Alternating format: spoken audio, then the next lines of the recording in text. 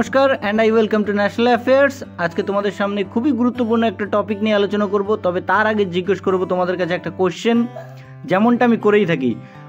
তো কোশ্চেনটা হলো, who recently launched Talaiya and Nasir cruise missile?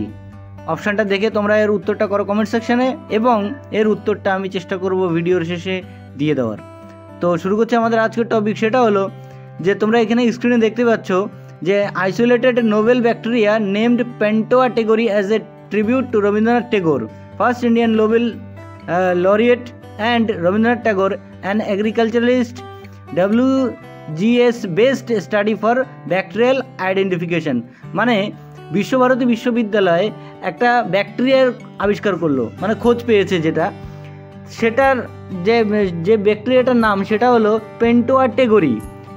এই পেন্টোয়াটেগরি নামের যে ব্যাকটেরিয়াটা, এটা পেয়েছে ঝাড়খণ্ডের ঝরিয়া এলাকায়। আমরা সবাই জানি ঝরিয়া এলাকা একটা কয়লা খনি অঞ্চল, যে এলাকায় এই পেন্টোয়াটেগরি ব্যাকটেরিয়াটা কিন্তু পাওয়া গেল। এই যে পেন্টোয়াটেগরি ব্যাকটেরিয়াটা, এর মেন কাজ মানে এ কি করবে, গাছের বৃদ্ধির সহায়ক করবে। তোমরা এখানে স্ক্রিনে দেখতে পাচ্ছ ব্যাকটেরিয়াটাকে, এটা অবশ্যই আণুবীক্ষণিক একটা বিষয়। এই ব্যাকটেরিয়াটি অ্যাকচুয়ালি উপকারী ব্যাকটেরিয়া, এই জন্য কিন্তু রবীন্দ্রনাথের মতো মানুষের নামে কিন্তু রাখা হয়েছে এই ব্যাকটেরিয়াটার নাম।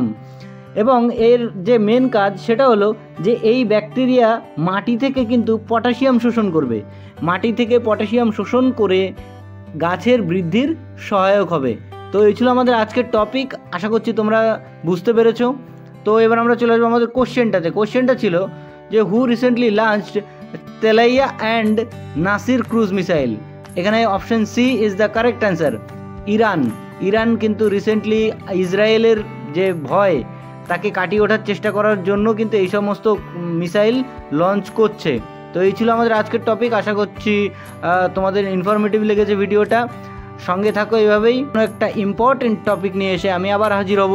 সো ততক্ষণ পর্যন্ত বাই।